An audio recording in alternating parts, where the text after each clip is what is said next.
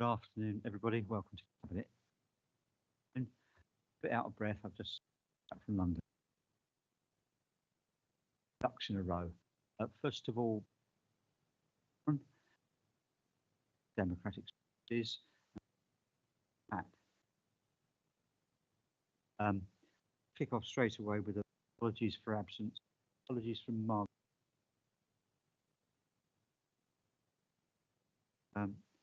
Minutes. We've sets of minutes for fine, I think. One is in from exempt. So if anybody wishes to refer to the exempt minutes, pardon me, that so we keep. So is it your wish that I sign the first set of minutes record? It is. Signing this set here, am I?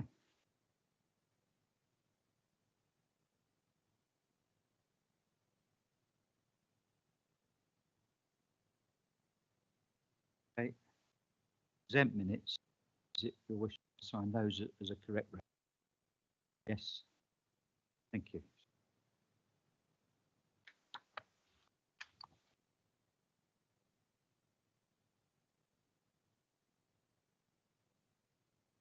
Thank you for that. Now we're on to declarations of interest. Declarations of interest, please. Sarah, did you? Yeah, I'll have.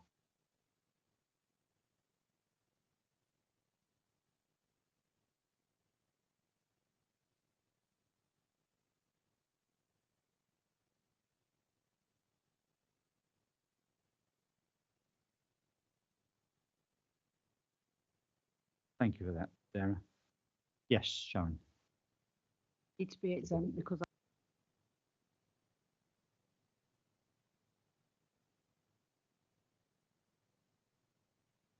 And you'll be leaving the room. Sorry, just okay. Thank you for that. yes, Any other declarations of interest?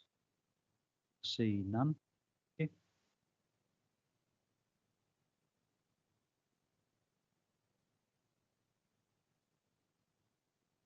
Thank you.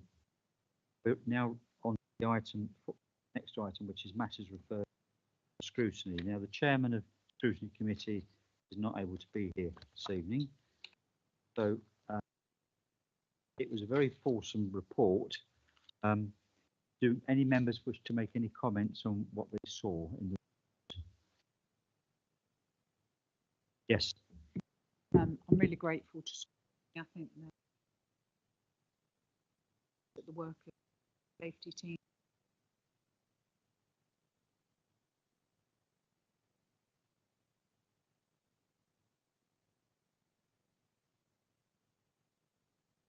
Then a start. Recognise town area. Art. Issues that affect.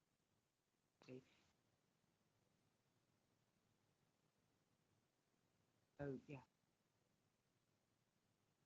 I'm grateful for that, and Sharon and the team. Michelle. So there are no specific actions we need to take forward. Michelle, did you want to say anything about the report? You can if you wish, but don't feel obliged to. Just a note and a thank you from the team. Actually, it was really nice that the committee recognised the work of the team. Small team doing an awful lot with a lot of success over the last year. The meeting was attended by our police colleagues again, which was really positive and shows that continued united front. And Inspector Richardson confirmed that would have been his last crime and disorder scrutiny. He retired in a few months. So yeah, we wished him well. But from me, thank you. And just to say again, my thanks to Sarah and Sharon for that you're doing. It's this is a very difficult area, trying to support the police in their role, which is not really our function. Some of the things that they.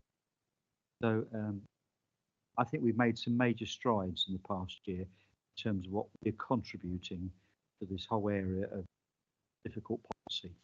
Yes, Sarah. I think I just project work. That's what's been development. How well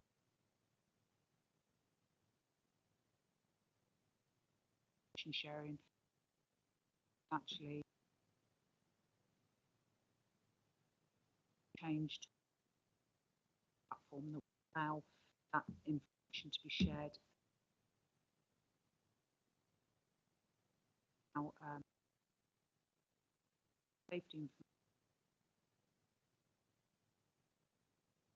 so that case management effective. So real success this last year. Sharon wants to say. What I like about David striving to do better, even though they're doing excellent, is how to improve and add extra things that will help our community do things in time. And I think that shows the strength for that team, that they're not just resting on the laurels, they're actually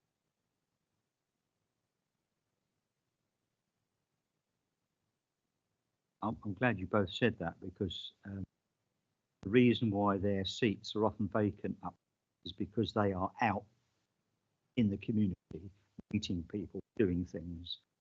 So the building may look a bit more empty than we've got staff, but it's because they're out there. That's it and all about it. Okay, well, Steve, did you? Sorry, go ahead, please. I think as well, it's just being able to see, certainly not only as a councillor, but professionally in the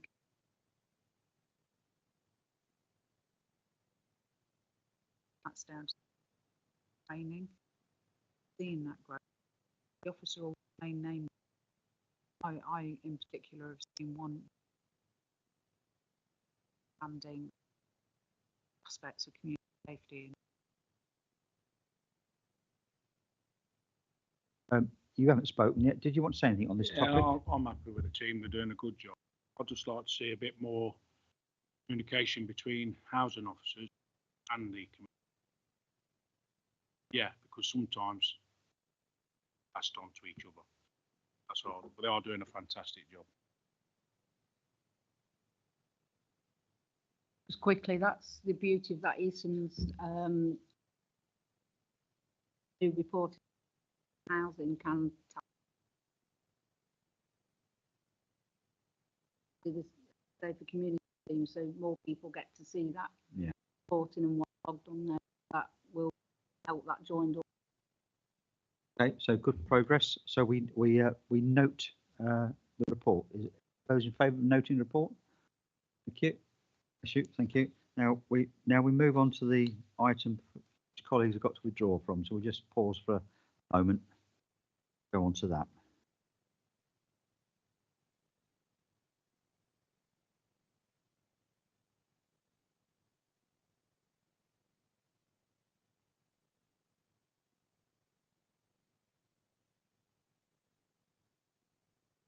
So we are quorate. We'll move on to this paper, which in the absence of Sarah, I'll just mention a couple of things.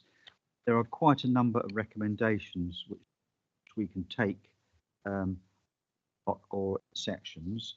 There's a couple of things that I want to just highlight. A great deal of work has been done on this, and it's I'm very pleased that we've got to this point. There are three areas I want to mention. For 5.33, we're referencing some material which appears in the exempt paper. I have to be a bit careful about what I say, but this is about collecting, or in some cases writing off, some debt which has accumulated over many years, in fact prior to the time I counsel. So, but it has to be done legally and financially, and I'm very happy, without mentioning the particular tenants who owe us the money, as it were, that we're doing the right thing at this stage. Now, next thing is the Cove. As we all know, that building went almost into disuse in terms of people following COVID. Prior to that, it was used quite a lot by voluntary groups as well as ourselves and the county council, and the need to either dispose of it or use it has been high on our agenda, but our ability to make final decisions around that have been held up by the fact that the Cove has figured in the overall scheme for making changes in this building and at Phoenix House, if and when the ICB could conclude its own considerations of where the doctor's surgery might go. And we had offered over the piece 3 opportunities for that. And recently we've been told that they're going to postpone consideration of this until 2017. So we have to move on. We have to move on. And this brings me to my third point. Of course, if the ICB and indeed our Member of Parliament and whoever else can come back to us in the near future and say, we've now got the money, we've changed our mind, and we would like to restart thinking about Phoenix House or Parkside, then there will be the opportunity to put that back on the table. But we can't wait, so we have to proceed in general terms to do the things that we're recommended to do in this report. And I think this is quite important because as a council, we have a duty under law to make best use of taxpayers' money, and there are specific rules around which we can't just give things away. We have to stick to the rules. In fact, I can tell you that this is a subject I discussed with our Member of Parliament only this morning, and I'm very pleased that we are working together to see if we can resolve this difficult issue, GP surgery for this community. Having said all that, I will open it up to members to make any comments or questions to the officers. So I'll pause for breath. Right. Yes, thank you, Mr. Mayor, Chairman, sorry. Sorry. I am disgraced that this administration is having to pick up the pieces of the future of the Conservatives. It was a total future that service charges were not collected in the timely fashion. No longer should leases and arrangements to be informally. We need to be accounted for every penny we taxpayers' money spent. Thanks, Chair. But I've read this week, and this should have never happened, to be honest with you. This is disgusting. And I know we've got to go forward, and we've got to go and get some of it. But we should not keep writing debts off with this council. I'm sorry. When I read through that, I was a bit disappointed, to be honest with you. Thank you. But you made the point that we've done our bit to put the thing right. Thanks for that, Steve, because we must show that we're moving forward. Pat, yes, please. It's about the same thing, really. I just don't know how it could have happened. It goes back a long time to the previous administration. I was part of it. I didn't know that it was going on. It's absolutely unforgivable. It should never have happened. And I don't know what goes on behind the scenes now, but I hope there's been some sort of investigation into why it happened and to make sure it doesn't happen again. It's beyond belief that it should. But I know some of those tenants at Phoenix houses. I know. Yeah, I know some paid. And I'm a bit shocked really because others who didn't pay, they must have known they hadn't paid, but they still thought that was okay. But in the end, it was our responsibility, and we weren't there when we should have been. Yeah, thank you, Mr.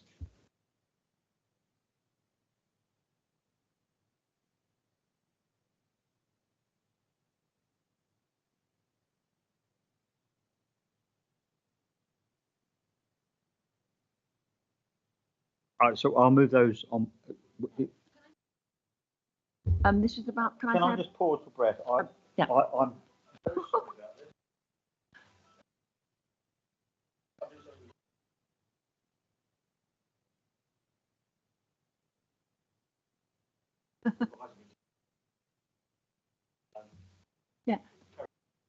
I say something about Parkside because we're discussing that as well, aren't we? And I don't know how many desks there will be in Parkside for us, for this council. I don't know. What we do know, of course, is that lots of officers aren't here, you know, and we do see these empty spaces, don't we? But and I don't know what our policy is about staff being in here when they should be here and everything else.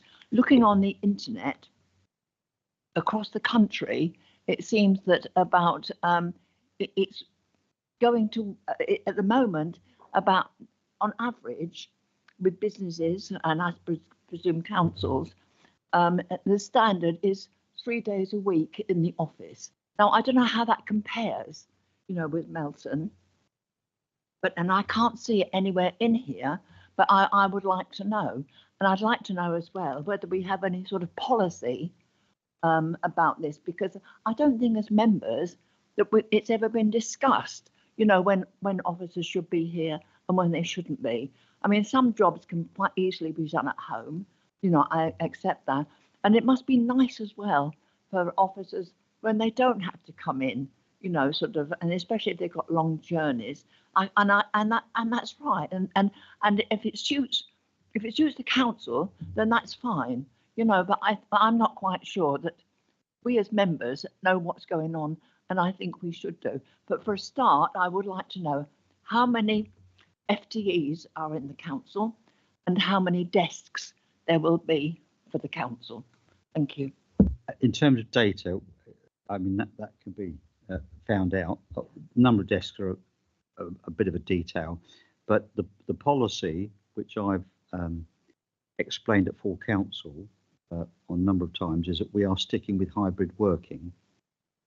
There's no need to go back to the, you know, everyone not working. Sorry, Pat, if I can finish. Yeah, and sorry, I said, yeah, I'm fine with that, but how much hybrid? You know, I think that's a question we can discuss outside of the context of this asset development paper. I don't think it will be. It will affect how we restructure the building. With that, and bear in mind, we are approaching a time when this council won't exist as such. So there are. I would suggest that we come back to this as a separate issue at another time, outside of this paper. But I know the head of paid services will want to say something. Thank you. Yeah, happy just to respond on a couple of those points. So we do have a hybrid working policy. It was adopted at a council meeting in 2021, actually, so I can share the link with you, Councillor Cumbers, just so you can see the structure that we work within. We don't have a one-size-fits-all for what requirements colleagues have to come to the office. We have an approach that's based on service need. So some teams will need to have daily presence in the office because that's the nature of their service. Others will have a different need, so it's adaptable and it's documented and set out in team charters. So it is something we've done and worked through rationally, and we do have, as you describe, have vacant space in this building, and that is costing money and it is inefficient. It is why we're exploring the opportunity for the ICB and second GP practice to co-locate in this building because there was available space. Given that is not now a prospect, the paper before you tonight sets out a proposal which seeks to release some of that space for commercial purposes and also to relocate the community support hub into the main building. So the requirements of this organisation for commercial space and for the community support hub are all accommodated in the current designs such that we will have available space sufficiently for our operations. And crucially, one of the commitments I've always made to our teams is that given this is a high quality office environment, whatever we do, we need to retain high quality office space so that we can still be effective and maintain a front desk presence for our residents as well. So certainly happy to share further information after the meeting, leader, but just to give some assurance to Councillor Cumbers, the points she's made are absolutely built into the design, and further work is being done. And there are conversations with our staff at the moment through the Joint Staff Working Group, through the Service Champions Network that we have, and also through the Managers Network. So lots of consultation with staff at the moment about making sure whatever we do this building, it's right for the future of this organisation. Thank you, Chair. Yeah, thanks very much. That's really good, and it makes absolute sense. And I won't go over. I noticed you said there was a policy in 2021, which was good. But of course, at that time, we were still in the middle of the pandemic, weren't we? You know, and things have changed. But I know when the pandemic came about, I mean, how well the officers did, you know, to get on top of that and to make sure that it was almost business as usual very, very quickly, you know, and I'm very appreciative of that. But I think it's something we should be thinking about, you know, and visiting sort of occasionally, to make sure that it's still working properly. And could I just say one other little thing is talking 5.2 and the public access for the into the building. I know at the moment, I mean, once upon a time, people could just come in off the street and they could hope to see somebody. Now I think it's mostly by appointment, you know, so I'm not quite sure what that means with public access, a significant consideration. So Steve, come in and then we'll see if. Yeah, just to update you on that, Pat. People can come in and still see an advisor downstairs between such and such a time. So that ain't gone away. That was brought back in. So if people come in, they can still see a customer service advisor by face to face, but they're not down here all day. Just to say, that sort of advisor is one thing. If they want to see a particular officer, it's not always possible at the moment, I understand. The only thing I will add is that my office is always used now. It never used to be used at all. So that's a bit of progress, isn't it? Because I've offered to give it up if we have to, and I'll desk share with somebody else, if need be. Ed, did you want to say anything else, or you?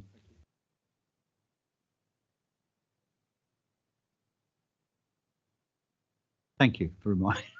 So I will now move the recommendations en bloc. Do I have a seconder? Thanks, Steve and Pat. Fine. So all those in favour, please show. None against. That's passed. Okay, and I declare the meeting closed.